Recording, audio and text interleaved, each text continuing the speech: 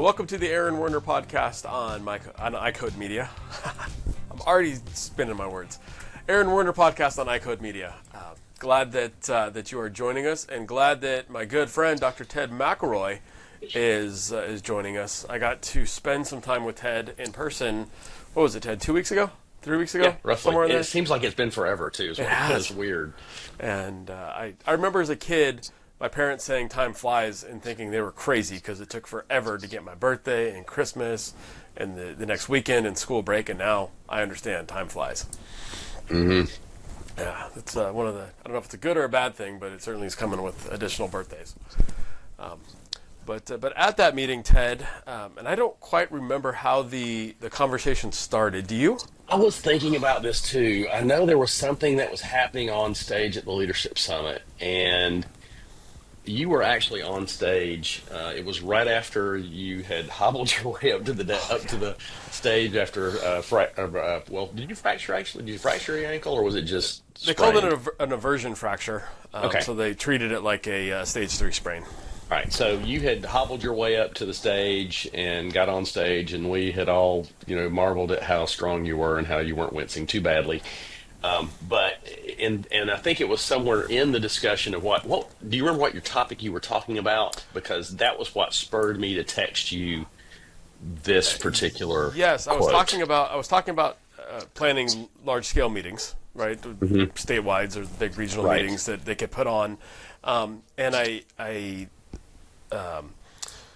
we all have an expectation of how they're going to be and work, and I was talking about the need to really plan and drive in the details and the budget.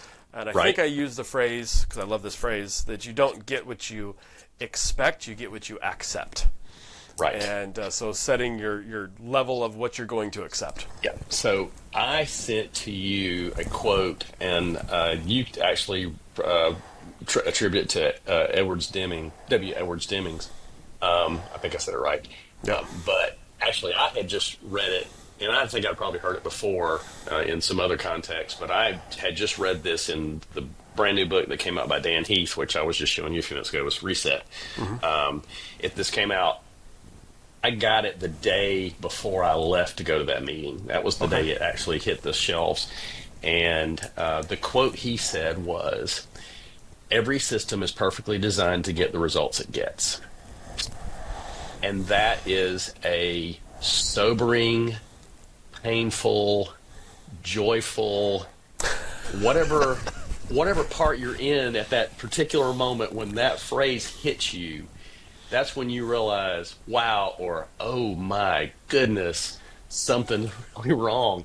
But it's just because that's the system you've got in place. And it really starts ringing true when you start looking at your systems, your processes, and you think, why does this keep happening?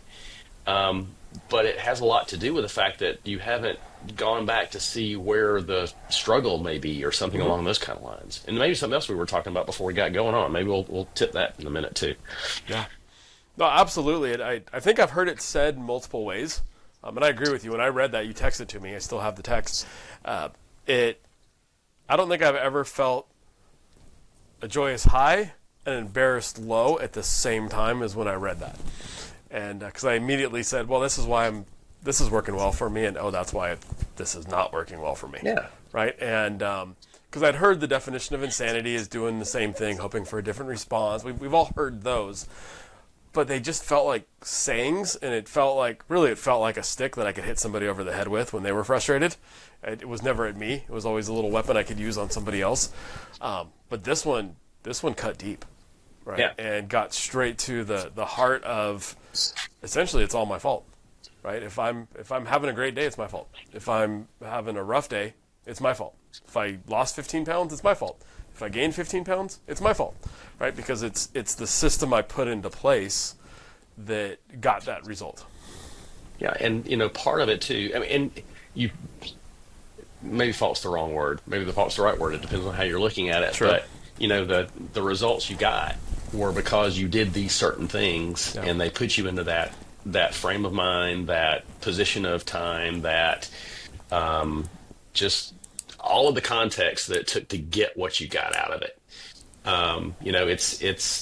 It's why you can't concentrate when you're holding your phone? Well, because you're holding your phone and you're doing something else with it. So that's it just sets these things in motion. It's the why do I always run late in the office? Well, it's because I spent 2 extra minutes answering an email when I could have just gotten up and gone and seen that guest. Or, Yeah. you know, um, why doesn't anybody ever listen to me? Possibly because every time you said something before, you've contradicted everything you said before. Yep. So, some of those kind of things matter over time, and they start adding up. And these incremental things that we do to ourselves start to affect us. Yep. Absolutely. Absolutely. And the level set, you brought up something. You said, I don't know if fault's the right word. I had a mentor years ago tell me that made me look at why we assign different words different emotional values. And he's like, so fault was one that he used. He said, it always seems to be negative, but if you do all the work and the work you put into it got a positive outcome, that's your fault that there was a positive outcome. So fault isn't an emotional word, it's just assigning responsibility and accepting responsibility. And so that's, whenever I use that word, that's the light I use it under, right? It's owning the actions and the outcomes that come from it. So if I'm eating properly and getting my Peloton workouts in, it's my fault that I got healthier.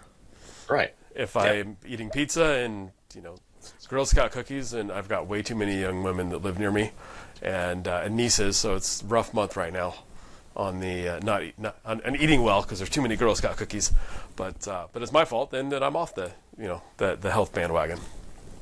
So so let's say one of these young ladies comes to your door. She's ding dong. I've got these cookies to sell.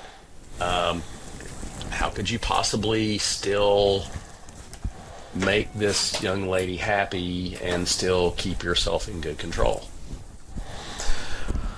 I think it's probably a bad example, Ted, because I've already got my cash ready for the next year. I can't say no to a Girl Scout. Well, but you can, and you can say yes at the same time. Okay. So let's look at the how many cookies are in that box? Oh, we're gonna go here. Not a lot. Probably more than should be eaten in one sitting. Probably in more than one sitting, but probably not more than 3. Yeah. Maybe 5 at the most. And so my thought process on this, where you were going with it, was why don't I just give them the $20? Yeah. I don't really need the cookies. Yeah. They're good, but they're good. Are they that good? Have you had a frozen Thin Mint, Ted?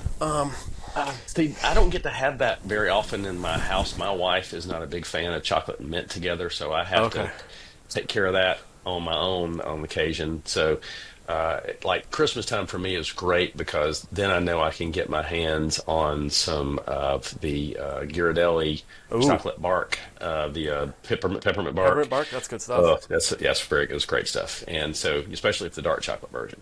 So I really, this time of the year, I'm coming back down off of my really bad season right now. I'm getting back into my training weight. I'm almost there, about 2 more pounds, and I'll be right back down at the bottom.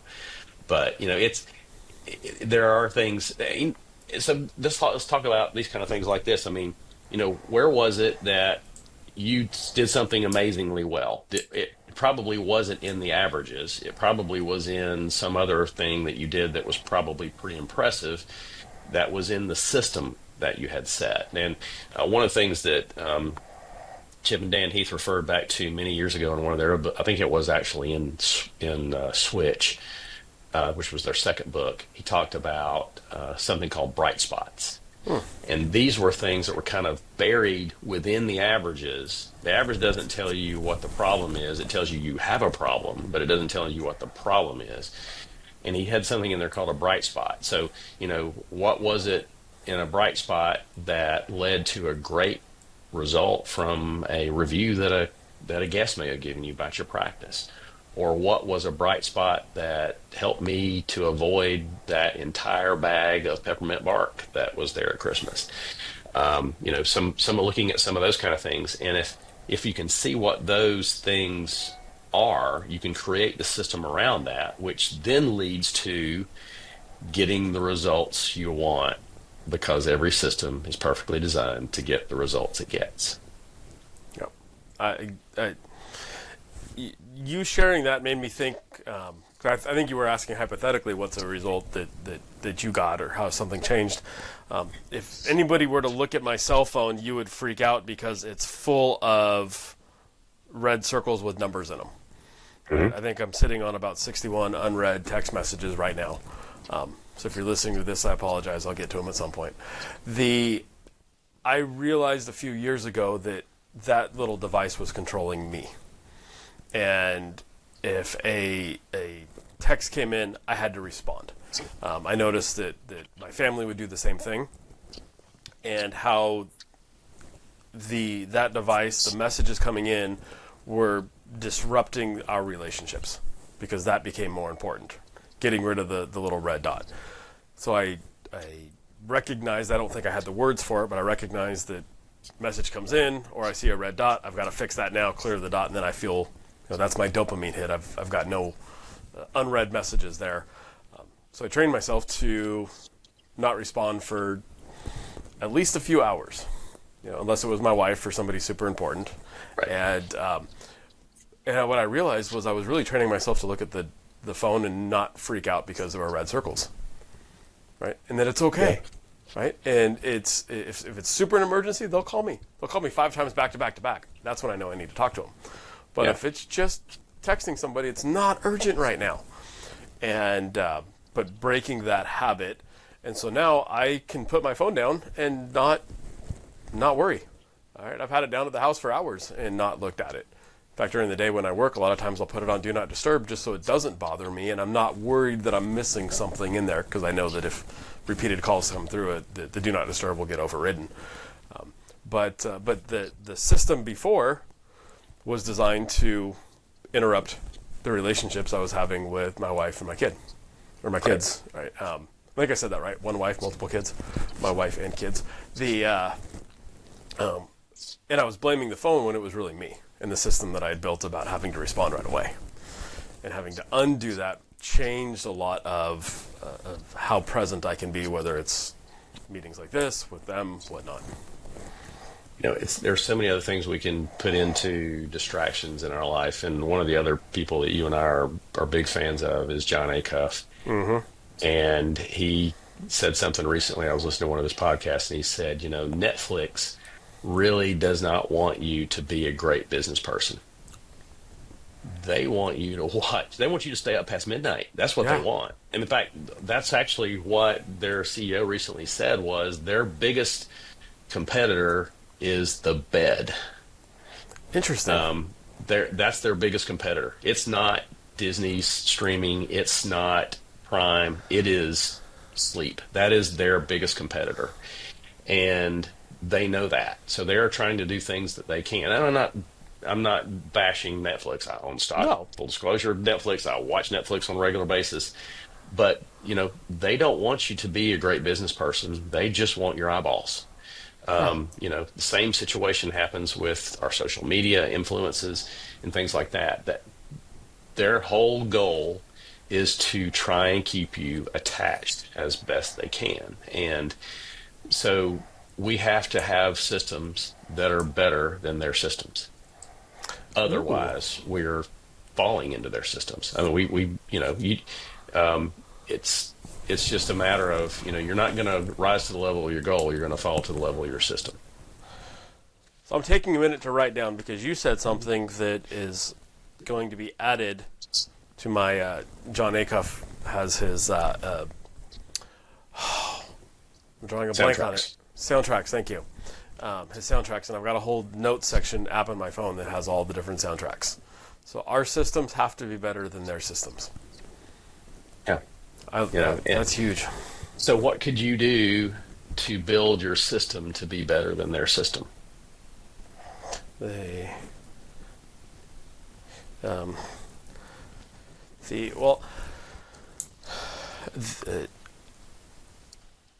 found that we can only relate this personally, but for I rarely watch Netflix if I'm not watching a series with either my wife or my kids. Okay. Right. So, because then it's not watching TV, it's experiencing something together that we end up talking about and driving a discussion, as opposed to sitting and binge watching. So it's thankfully I don't have. We got past the staying up till past midnight watching shows. There was a point, but now I rarely watch TV without them because it becomes an experience as opposed to just tune off and sit and watch. And that's great because, I mean, now you've turned this into not just something to burn some time with, but actually something where you can actually bond with some other people over something that they're hoping you're just going to burn some time with. Yep. So you figured out a way to break their system, so to speak. One of the things that I decided at the first of the year, I've got to really start working on some other things and doing some things better. Tifton, Georgia, where I live, is the, no joke, reading capital of the world. That's a title. Really? We had, yes, it is. There was this thing called accelerated reader that a lot of school systems had gotten into, and what basically happens is you read a book, you take a little quiz on a computer at the library or something like that, and you get these points.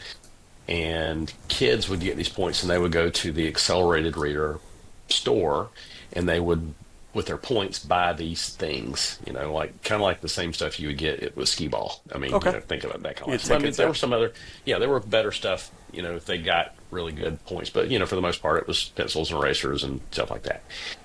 And someone said, hey, it would really be cool if I could do this with my child, to really show them it's important for them. So I'm going to show them how important it is so I can do it too. And so they said, well, could we set up a thing? So there was a summer reading program that came about that adults were actually going to and doing, and they found these books that fit into this framework, and they were actually, the Harry Potter series and all those things fit in there real easily. And Tifton starts accumulating all these points. And we have this program here in Tifton. It's the Tift County Foundation for Educational Excellence. And it's just a nonprofit that helps support our school systems and do some different things. And they were the one that were funding the accelerated reader program. The executive director at the time, a guy named Mike Brumby, said, we got all these parents that are doing this sort of stuff, and I wonder if we could get other people who don't even have kids to come and take these. And sure enough, people do that too. And the next thing you know, they start ratcheting up these points. And we started realizing that Tift County was going to get over 1 million points in a very short span of time because of how many people were doing this sort of thing. And Accelerated Reader got really excited about this, and they decided to do this, media piece with it. They came here the day close to when we were going to hit this 1 million point thing. They had everyone come out to our football stadium, which is about a half a mile from here, and we all took a little piece of a Dr. Seuss piece, and we all read it in tandem. We got a Guinness World Record for reading the biggest group of people reading something at the same time together out loud. And Tifton became this thing called the reading capital of the world. Now, I tell this story to tell you that I really don't enjoy reading that much. Really? I don't. It's painful for me. I think it's part of just my exotropia, maybe, for all of the optometrists that are listening to us. I get tired very easily, and I am super, super distracted. It does not take much at all for me to be distracted. So it's hard for me to really focus in. So I have to figure out different strategies I can do to sit down and read. And I'm getting to this long drawn out story to get to the part about how systems are important. Mm-hmm. You and I have talked about how reading doesn't have to necessarily be reading. Yep. I can listen to books on tape. That's what we used to call it. Books on, audibles. Yep. But I can also try to find books that tend to interest me a little bit more and figure out ways to do it. I do know that part of my not reading is more really I want to say some weakness in character, to be honest with you, for me. To say that I'm so weak that I can't sit in and read a chapter in a book is kind of feeble if you think about it. So I built myself back up to being able to sit down and read and not just listen. I do get more out of listening. I enjoy it more. I think I've maybe the theater that goes into some of the people who are doing some of the readings really helps a lot for me. But for the most part, I just absorb it more and I can back it up and listen to it again. And whereas if I'm reading, I'm having to underline things and really pay attention that way. But some things that have helped out with that is the book club you guys are doing. Mike Rothschild's doing a book club with a bunch of the administrators from Vision Source right now, which is really helping. And also just getting to meet some of these authors personally, which is kind of fun and exciting. Also really gets you cool. really interested in doing it. But when you're doing this, the danger is you start learning things about yourself. Oh yeah. And this is where we're going back to this quote again. So, the results I was getting with my reading had a lot to do with the system of how my reading was. I didn't have a plan. My plan was, hey, I need to read some more. And that was it. Yeah. There was no system in place. So at the beginning of the year, I decided, I got to stop watching as much fluff as I do. I need to start doing, if I'm going to watch something, it needs to be something that's meaningful and helpful, or like you, it's involving Kristen and me watching it together. If it's not going to be something that she's going to be doing, then I need to be going back and watching a lot of I'm in the Guaranteed Goals community that John Acuff has, and he's got a lot of videos in there. It's watching that stuff. So I've been going through his coaching sessions starting back in 2023 and working my way forward through, because I'm not always available when he does those live. And the things that I'm learning are very helpful. It's feeding me. It's not just wasting my time. And I feel more relaxed now too. A lot of the things that I get into when I'm just, burning time on one of the different streaming things don't really fulfill you, and you don't leave with your tank full. It's more just wasted time, and I really feel almost sometimes more tired After the fact. after the fact. Yeah. Whereas if I've gone into, now my goal on reading is like I got a goal every day that I'm reading 5 pages. Cool. 5 pages. I just got to read 5 pages each day. Or actually, what I did was 5 pages, 4 to 5 days a week. Mm-hmm. If I can do that, then it's a huge win for me. And what I found is that some days it's more than easily more, maybe 15. And I mean, these books aren't that difficult to read. They're not like it's not like how to build a brain. It's just, things about business and stuff like that. But to be able to sit down and muster the discipline to read 5 pages a day is not that difficult. And once you do it, you start realizing, wow, this is doable. That's really what a bright spot is. It's because it was done before. I was able to ignore that brownie. I was able to, coach my team. I was able to sit down and read 5 pages without, putting myself into a distracting situation. Yeah. The Myopia Collective. Cooper Vision and the AOA have partnered in a groundbreaking initiative to change the way optometrists in the U.S. treat children with myopia. The purpose of the Myopia Collective is to rally the profession of optometry and its allies to interrupt the status quo and elevate the new standard of care for children with myopia. Every individual is encouraged to become a member of the collective. By joining, you commit to taking action to help slow the progression of myopia in children.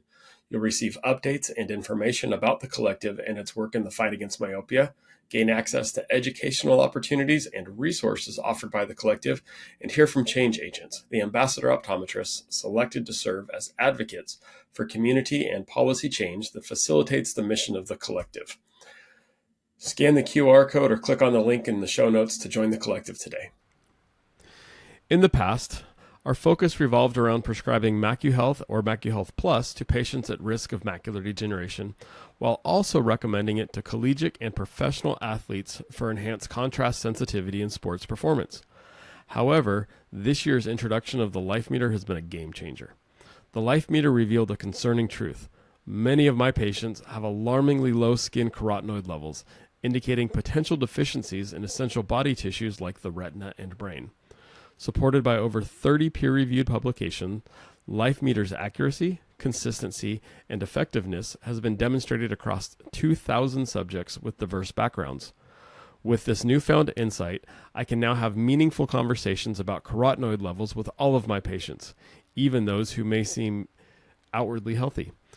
To learn more about this empowering technology, feel free to contact your MacuHealth representative or click on the link in the show notes.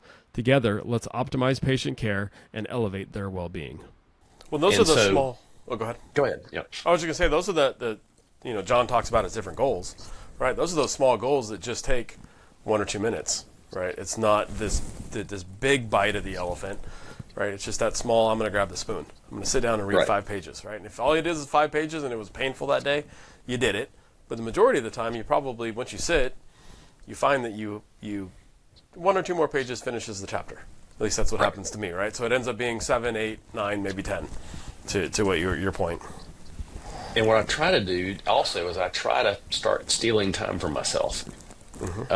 Meaning, if I can, much like you were saying earlier, for me, it's more the email is my problem. That's where I get sucked into the vortex, or the hairball, or whatever you want to call it. And for me, if I go back to my office and I open my computer and I sit down and look at email, I can go through, 15 or 20 Budocs emails, or I can sit down and just put stuff in different folders or delete it or whatever. And, the next thing I know, I've wasted 15 minutes, really gave me nothing other than a couple of meaningful things I got out of a Budoc email, maybe. But a lot of the stuff sometimes might not have really pertained to anything I was doing.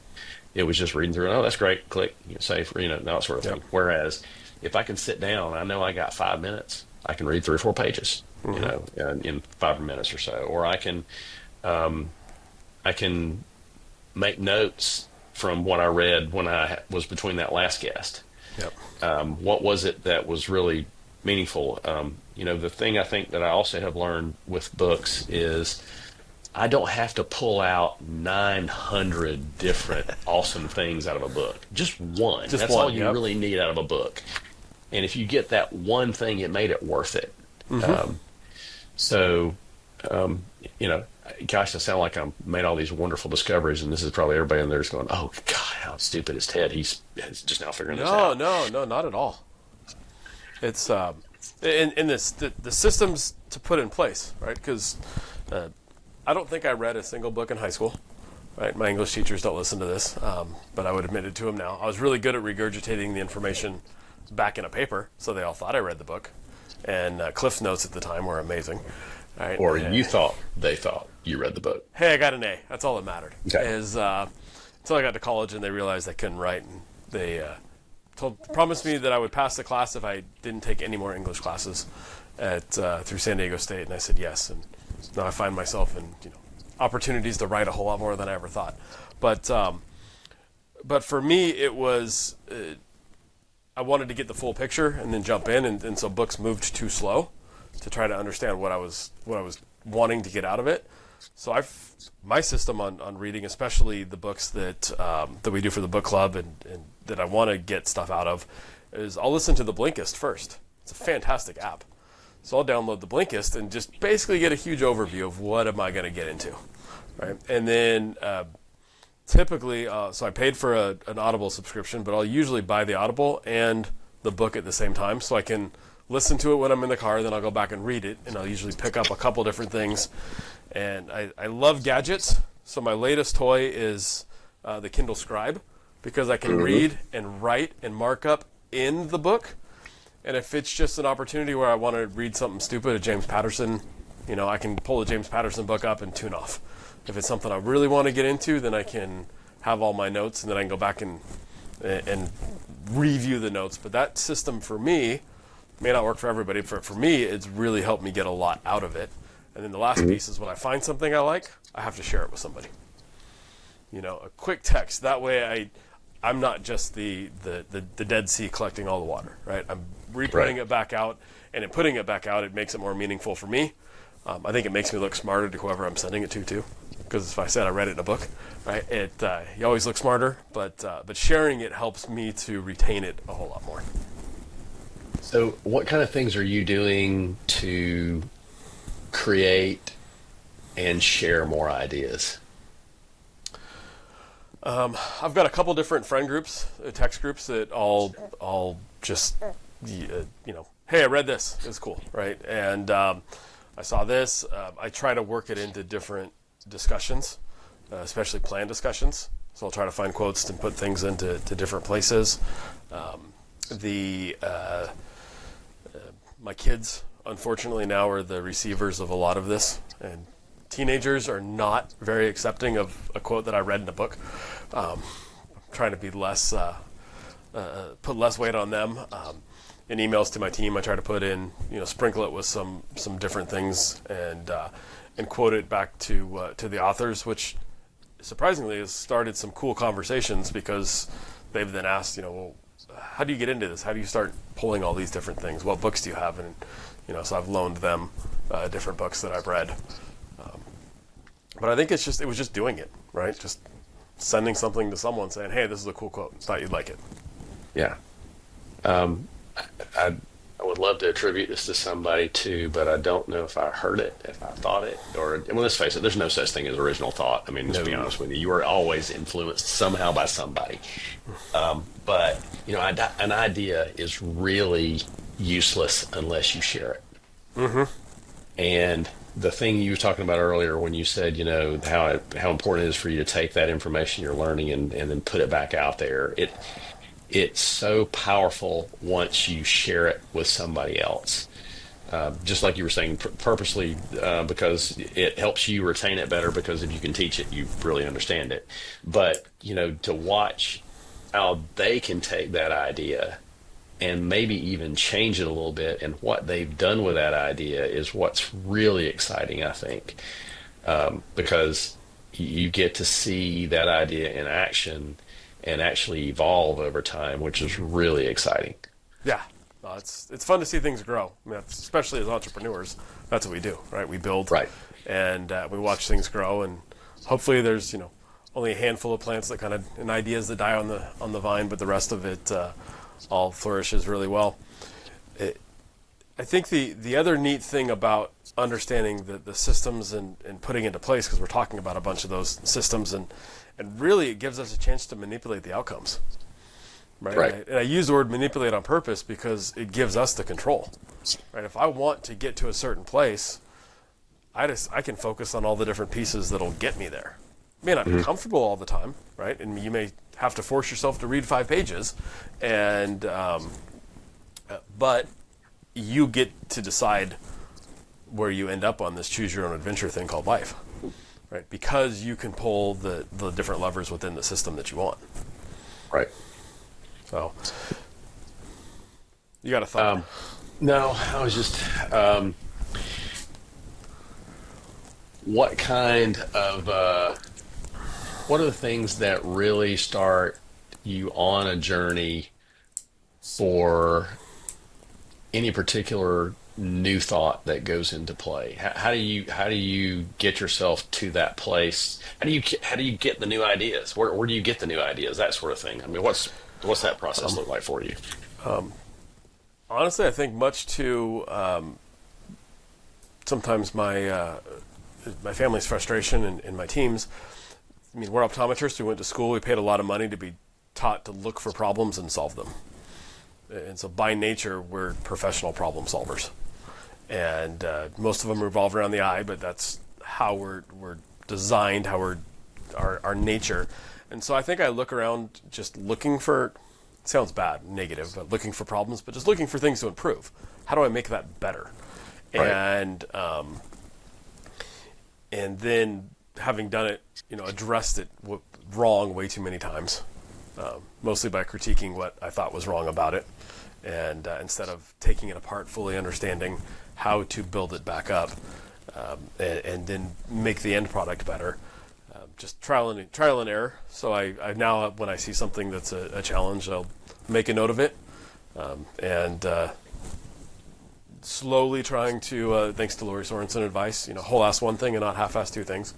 So finding the most important problems to work on, but systematically breaking it apart, bringing in the people that are involved. If it's something at home, it's at home. If it's a personal thing, finding the right person to coach and mentor. If it's at the office, bringing in the right employees that are involved in that process to just help us dismantle it, evaluate it, and then build it back up. But giving us the time frame to do so. So this year, I don't know if I shared this with you, but as much as I love John and the word goals, this year I don't have a single goal, right? This year I'm building systems, which if you really understand John's, all it takes is a goal, it's a system. He talks about systems, right? And because I don't want to focus on where I want to, just on what I want to get to, I want to focus on the process that gets us there so that it's repeatable, and then I can scale it over the next couple of years, and everybody wins. I think you're still in the goal process for this a little bit still. I mean, your goal is obviously to set some great systems. Well, my goal is to rate systems, but it's not. I took away the numbers, right? So for the office, I don't have a dollar amount that I want to hit the year on. I don't have a percentage growth. I want to go back and look at when a patient comes in and we diagnose them with glaucoma or glaucoma suspect, what does that system look like? What does every single visit look like? What are we going to do? What's the cadence of it? What are the tests that we're going to run? And of course, there's outliers, but for the most part, this is how we're going to run it. And I think that instead of saying, hey, I need to run more visual field tests, I now have a better system that's going to give me the outcome that I want. So instead of just focusing on, I need to get my visual field test numbers up, I need to take better care of people, and this is the steps that everybody's going to follow to get it. And because we did all the steps right, the numbers are going to, the outcomes are going to be there without trying to force them. What kind of things are you doing to allow for input from your team? I'm having them be in charge of building the systems. So I worked with Chris and Kyle on their comprehensive optometry system. They're building pillars, what they call it. And so I assigned different key people the job of collecting that information and putting it down, and then we pull it up and collect it as a team. We try to break it as much as we're trying to build it. Right. Gotcha. So let's try to find the holes in this. Let's try to find where the bottlenecks are. Things might not work. That way it's a true system and not just a feel good. And there's some tough conversations. This is my favorite go-to medicine. Well, this is my favorite go-to medicine. Well, we got to align on them. That way everybody knows what you're going to do first. What cadence do you put things into? What do you not do that visit? Because as optometrists, we try to do everything to everyone all the time. Right. And so how do we explain that? What words do we use? What education do we share with them? When do we do all that? But if you can break it down so it's very systematized, it's actually freeing for the rest of the team. And so I've realized, thanks to the help of some colleagues, I think you were one of those, that I'm the worst person to develop those systems. So as CEO, my job is to make sure they get done and provide the support they need, so that they stay on the timeline for when we want to meet the deadlines in this development process. But it's the journey that I'm focused on, and they're all keenly involved. So what's the benefit for them, though? Well, for them, a lot of times we do too much testing. I bought too many toys, and we just do too much testing, and they don't understand the why behind it. I've got 4 different doctors that all want to do things slightly differently, and that can be confusing for them. Some want to see a patient back on one cadence, some want to see him back on a different cadence. If we're using medicines that require prior auths, it's nice to know exactly when that's going to happen, so they can be emotionally and physically prepared for that. Yep. And they're delivering the care as much as we are. So if they're not involved in it, this is a job. Right. If they're involved in it, they're now part of the care team. So it's basically creating a lot of autonomy for them, some authority for them, and some ownership for sure. I mean, Absolutely. that's definitely building that sort of thing for them. I would also argue it's making your practice more valuable to them. It's going to make you a lot less likely to have a salary shopper, Oh, for sure. you know, because they're not going to get that everywhere else. They're just not. Yep. And I've also learned that I've got a ton of blind spots that I wasn't aware of. And when I came in saying this is what we're going to do, they weren't comfortable challenging back. So I think it was Brianna Rue that shared with me the hippo principle, right? The highest paid person in the room. When they talk, everybody else gets silenced. Right. And so by having them come and share ideas and them building the structures and bringing it back to me, I'm giving them an opportunity to really show, highlight what their skill set is, what their perspectives are, what their insights are, challenging some of the status quo. So the outcome is better than if I were to create it on my own. Yeah. One of the other things that we've done in our office too, or I mean, really probably is more directly for me, is in order to hopefully get better results of my team, to your point, I'm trying not to give any advice as much as possible.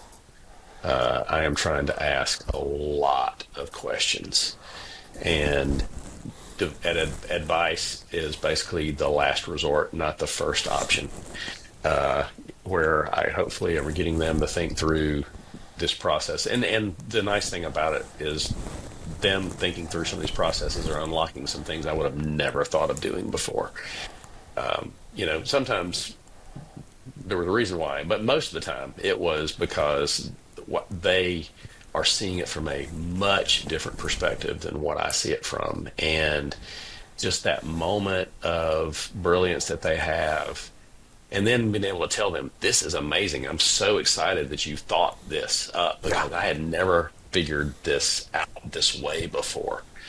I was having a discussion with another group earlier at lunch today, a leadership group that Mike is doing, and Rothschild, and he didn't say it right, excuse me. My dear friend and idol, Mike Rothschild, very American.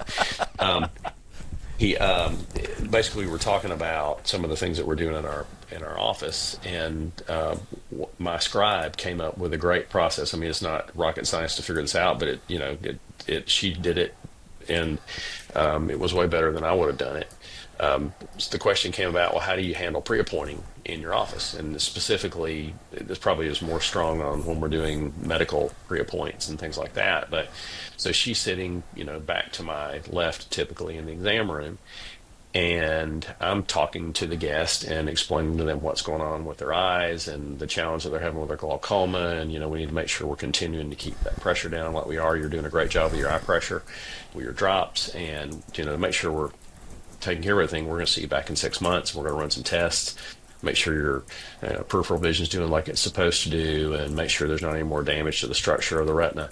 And while I'm saying that, Samantha is typing away in the computer. She's made the appointment, and I literally just reach my hand back. She puts a card in my hand, and I go, and here's your visit in 6 months to see us back. Wow. That wasn't my idea. That was Samantha's.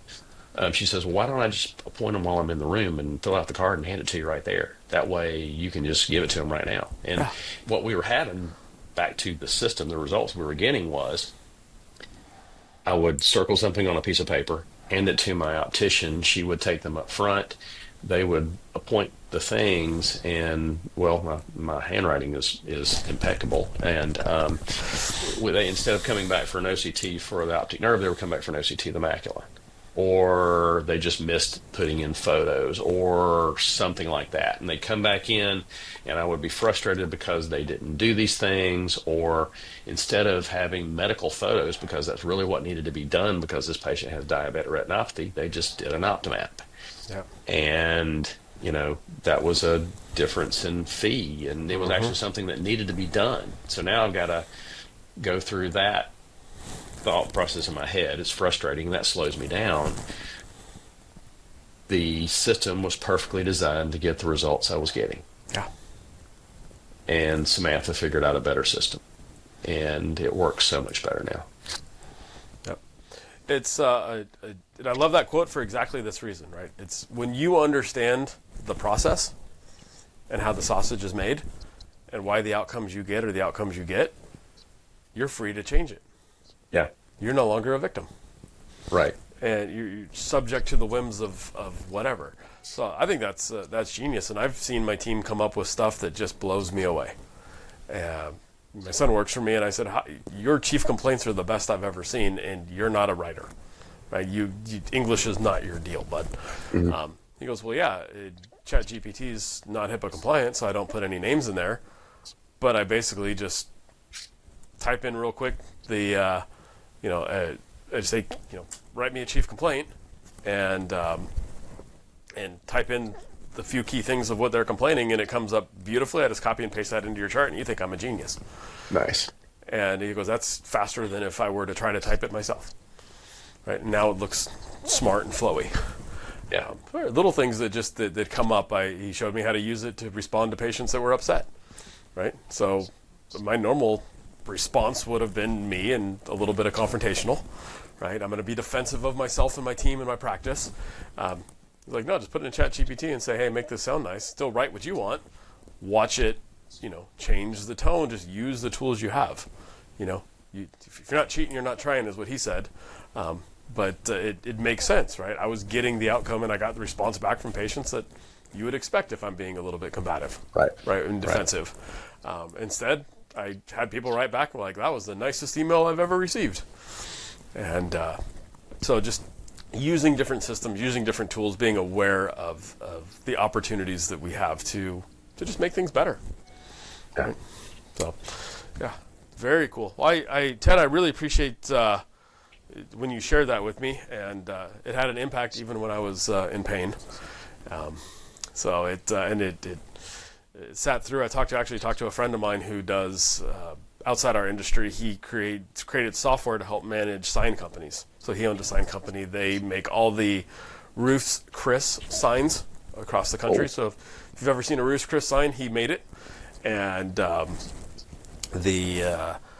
he created software to help the companies. And I said, what's the biggest problem? And he goes, dude, they all have systems, but their systems all suck. And I said, what do you mean they all have systems? And he goes, well, not having a system is a system. They do things the same way every time.